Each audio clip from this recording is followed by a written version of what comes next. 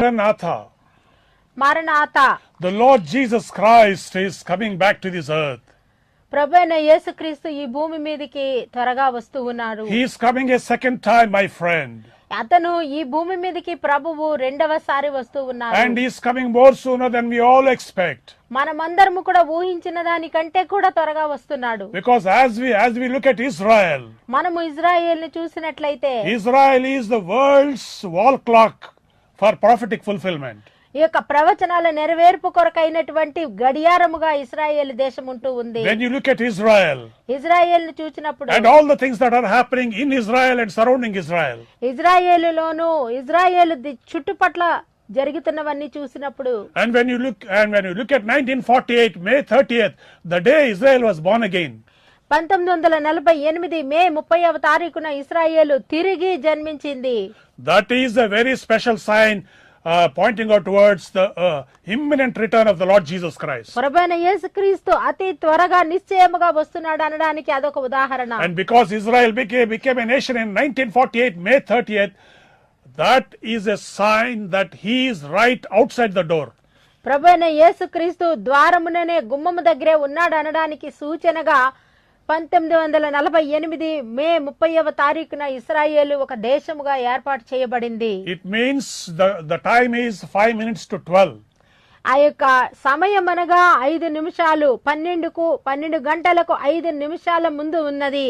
If 12 is the time that Jesus comes, we are at 5 minutes to 12.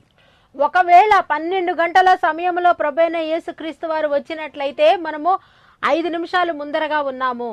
And today we are also we are going to further discuss about Israel and how the scattered tribes of Israel throughout the whole world was regathered. That's the story of regathering. మరి ఈ దినాన ఇజ్రాయేలు జనాంగము వారి గోత్రములన్నీ చెదరగొట్టబడి తిరిగి ఎలాగ సమకూర్చబడిందో ఆ ఒక కథను వృత్తాంతాన్ని చూస్తూ ఉన్నాము ఈ రోజు. Today we are going to look at the story of regathering of Israel.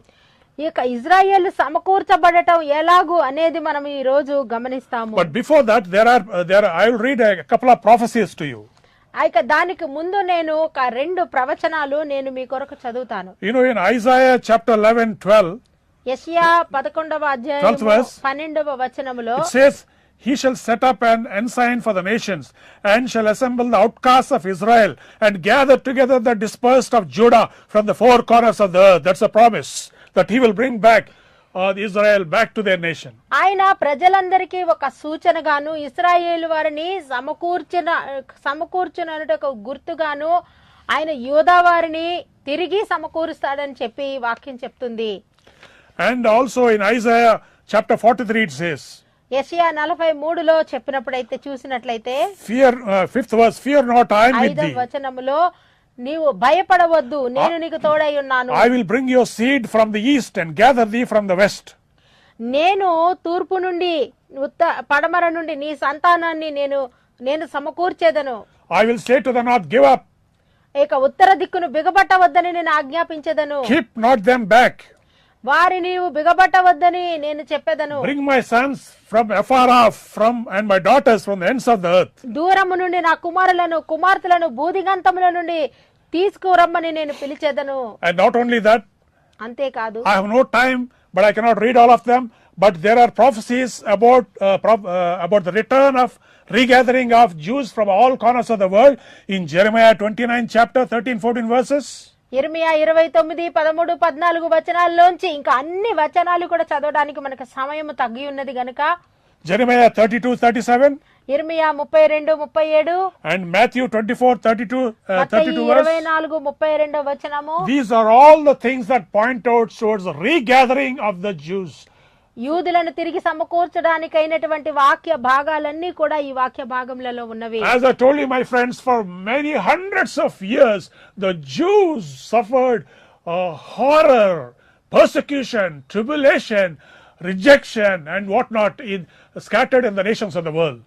ఈ యొక్క 1900 సంవత్సరాలు కూడా యూదులైనటువంటి వారు తిరస్కరించబడ్డారు, అవమానించబడ్డారు, హింసించబడ్డారు, ఎన్నో బాధలు వారు ఒకటి అని కాకుండా అన్ని రకాల హింసలకు గురి చేయబడ్డారు. So in God's own time, God began to move history.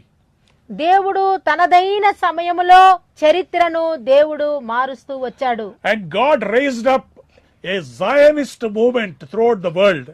ఈ యొక్క ప్రపంచమంతటిలోనూ కూడా ఒక సియోను ఉద్యమం, జయానిస్ట్ ఉద్యమం అనే దానిని దేవుడు నిలబెట్టి ఉన్నాడు. And he has raised up one man to head this movement. He is called as Theodor Herz.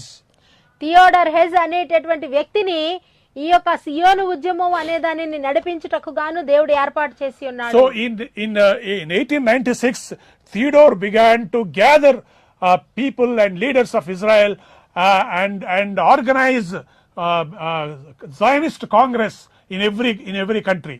ఈ యొక్క థియోడర్ హెజ్ అనేటటువంటి ఈ వ్యక్తి ప్రతి దేశంలోనూ కూడా ఒక కాంగ్రెస్ అనేటటువంటి ఉద్యమాన్ని, Zionist movement, Zionist people's gathering.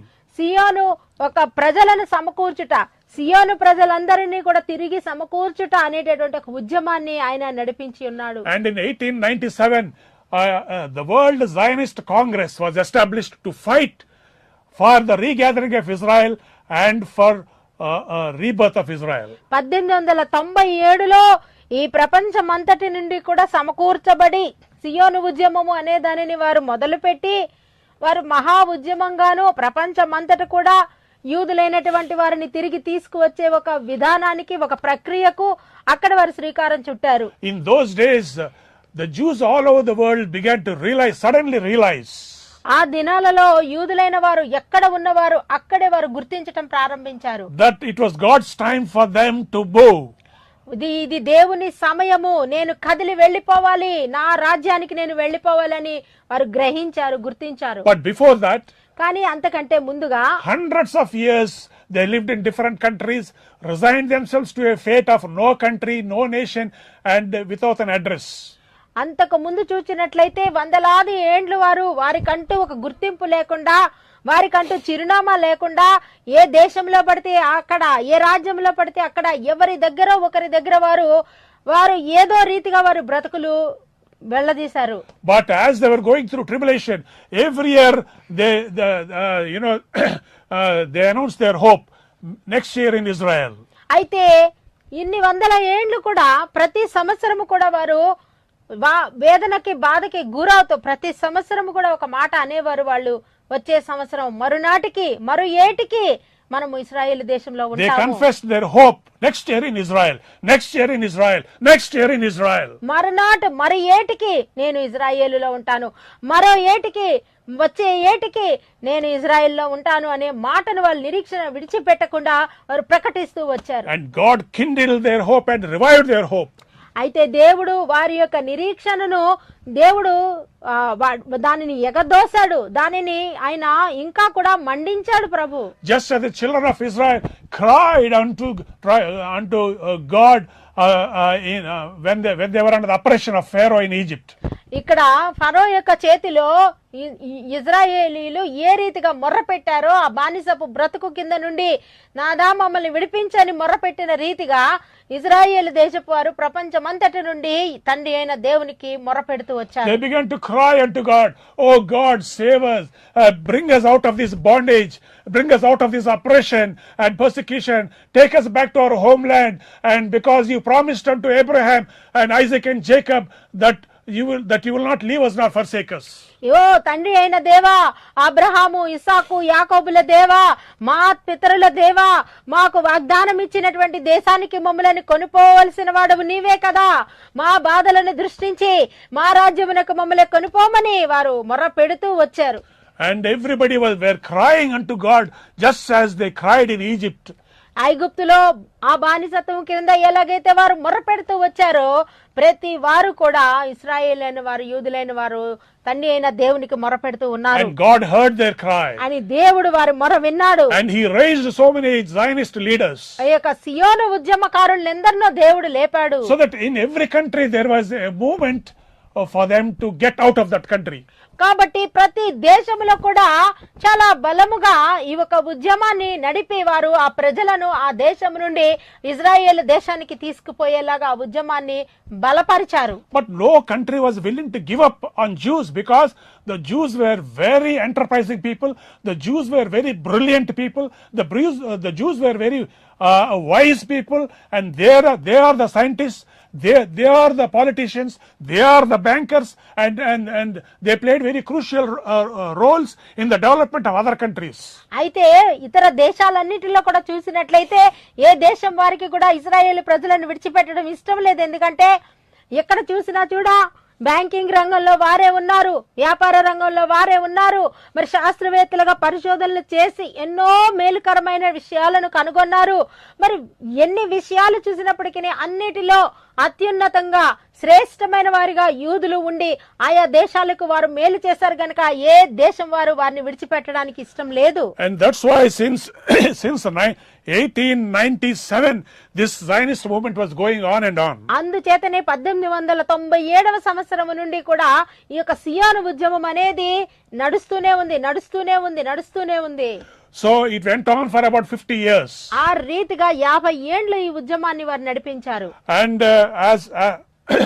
And as time approached in 1947, 1947లో ఒక సమయం వచ్చే నాటికి, and during that when the Second World War was going on, అప్పుడు రెండవ ప్రపంచ యుద్ధం జరుగుతుండగా, and there was a fierce battle between the forces of Hitler and the forces of America and Russia and all the Western allies. అయ్యక ఈ Germany వాడైనటువంటి Hitler కు మరి America, Russia, మరి British వాళ్ళందరికీ కూడా వారందరూ కలిపి యుద్ధం చేస్తూ ఉన్నారు ఈ వ్యక్తితో. During that time the world was divided into two federations. అయ్యక ప్రపంచమంతా కూడా రెండు భాగాలుగా విడిపోయారు. One in support of Adolf Hitler and another alliance in against Adolf Hitler. మరి ఒక వర్గం వారు హిట్లర్ కు మద్దతిస్తున్నారు, మిగిలిన వర్గం వారు మిగిలిన రాజ్యాలకు, దేశాలకు మద్దతిస్తున్నారు. And so the Second World War was fought by all these people, America, Russia, Great Britain and other allied countries against the destruction of Adolf Hitler. ఈ యొక్క అడాల్ఫ్ హిట్లర్ అనే ఈ నియంతకు వ్యతిరేకముగా బ్రిటిష్ వారు, అమెరికా వారు, రష్యా వారు మొదలైన అందరూ కూడా కలిపి ఈ ఒక ఈ హిట్లర్ తో యుద్ధం చేస్తూ ఉన్నారు. So during that time when the war was going on, అప్పుడు యుద్ధం జరుగుతూ ఉండగా in England there was one brilliant Jewish scientist. ఒక చాలా గొప్ప శాస్త్రవేత్త, ఒక యూదుడైనటువంటి వాడు, and his name was Chase Wiseman. ఆయన పేరు చేజ్ వైజ్మాన్. And this Wiseman, ఈ వైజ్మాన్ అనే ఆయన, and he was the one who invented, who prepared a formula for the production of atomic bomb. ఈ యొక్క అణుబాంబు అనే దానికి కావలసిన సూత్రాన్ని ఈ వైజ్మాన్ అనేటటువంటి యూదుడైన వాడు కనుగొన్నాడు. So he was instrumental in Great Britain making of a bomb. కాబట్టి బ్రిటిష్ వారు అణుబాంబును కనుక్కోవడానికి ఈ వ్యక్తి సహాయపడ్డాడు. So after the World War was over and the Nazi forces of Adolf Hitler was defeated, ఈ యొక్క హిట్లర్ ఓడిపోయాడు, వారి యొక్క జనాలందరూ కూడా అణిచివేయబడ్డారు. and during that time the Queen of England, ఆ సమయంలో క్వీన్ ఎలిజబెత్, మహారాణి ఎలిజబెత్ అమ్మ, and she called this Jewish scientist Wiseman, ఈ యొక్క యూదుడైనటువంటి వైజ్మాన్ ను ఈమె పిలిచింది. and she thanked him for the timely help that he rendered. ఆయన సమయానికి చేసినటువంటి సహాయానికి ఆమె కృతజ్ఞతలు తెలిపింది. And she said, ఆమె చెప్పింది, because you have done this thing for us, మా కొరకు ఈ కార్యాన్ని మీరు చేసి ఉన్నారు గనుక now ask me whatever you want, I will give you. మీరు ఏది అడిగినా కూడా నేను ఇప్పుడు మీకు అనుగ్రహిస్తాను అని Whatever you want, I will give you. మీరు ఏది కోరినా నేను ఇస్తానని ఆమె ఒప్పుకుంది. And this wise man said, I have no desire but one.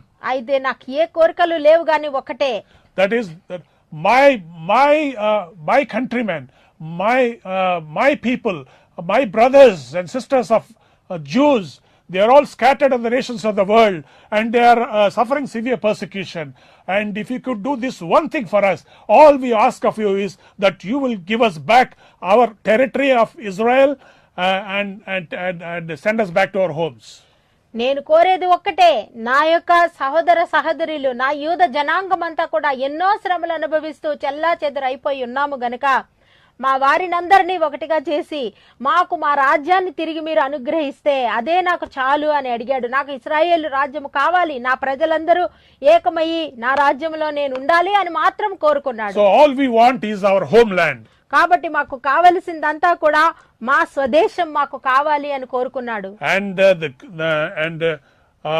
the Queen of England, soon after discussing the thing with America and other allies, she finally declared the state, the reformation and rebirth of the nation of Israel in 1948, May 30th.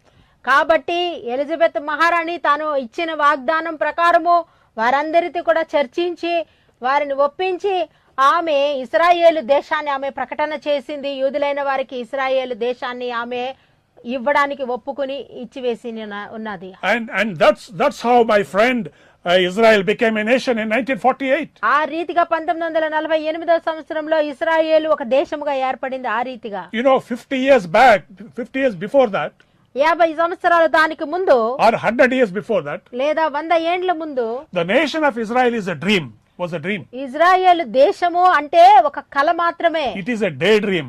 అది పగటి కల కూడా. It is a dream that can never be fulfilled. అది ఏ నాడు కూడా నెరవేర్చబడని కల. But God always intervenes in the middle of the history.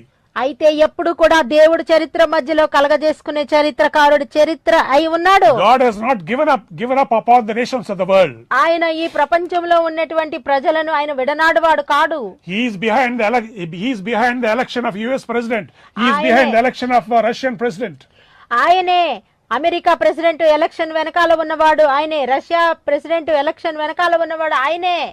And God intervened in this part of the year in history, and He saw to it that the nation was born against all odds, against all expectations. దేవుడు ఈ ఇశ్రాయేలు ఒక దేశముగా ఏర్పడడానికి ఆయన కారణభూతుడు గనక, ఆయన ఉద్దేశించి ఉన్నాడు గనక, సమకూర్చి ఉన్నాడు. అందరి హృదయాలను కదిలించి ఇశ్రాయేలును ఒక దేశముగా దేవుడు అప్పగించి ఏర్పాటు చేసి ఉన్నాడు. My believer friend, కాబట్టి నా విశ్వాసి స్నేహితులారా, all is not over. అంతా అయిపోయిందని భ్రమించవద్దు. All is not over. అంతా అయిపోలేదు. God has not given up on you. దేవుడు నిన్ను గురించి నీ చెయ్యి విడిచిపెట్టలేదు. You may have committed so many mistakes. ఒకవేళ నీవు ఎన్నో పొరపాట్లు చేసి ఉండొచ్చు. Or maybe you have given up in your battle life. ఒకవేళ నీ పోరాటం భరించలేక నువ్వు విడిచిపెట్టుండొచ్చు. And maybe the devil told you all is over. కాబట్టి సాతాను అనుండొచ్చు అంతా అయిపోయిందని. No, my friend, all is not over. కానీ అంత అయిపోలేదు నా ప్రియమైన స్నేహితులారా. Even though your 10 years life was wasted. నీ 10 సంవత్సరాలు వ్యర్థమైపోయినప్పటికీ, even if your 20 years life was wasted. నీ జీవితంలో 20 ఏళ్ళు వ్యర్థమైపోయినప్పటికీ, even if your 30 years life was in wilderness. 30 ఏళ్ళు నీవు అరణ్య రోదనగా గడిపినప్పటికీ, nothing is a waste in your life, my friend. నీ జీవితంలో ఏది కూడా వ్యర్థము కాదు నా. All these are experiences orchestrated by God to design your life according to His purpose and will. తన యొక్క చిత్తానుసారముగా, తన యొక్క ఉద్దేశానుసారముగా ఆయన తనని పథకం ప్రకారము, ప్రణాళిక ప్రకారమే ఆయన నడిపిస్తున్నాడు. And so, my friend, cheer up. కాబట్టి నీవు సంతోషించు. And just as against all expectations, against much to the shock of the people of the world, how the people regathered and became as a nation. Even so, great many things will happen in your life. Great miracles will happen in your life. Unexpected things will happen in your life. Things that will shock the people, your family members, the society, and people around you. People who mocked at you will once again, they will be shocked to see you resurrected from your death.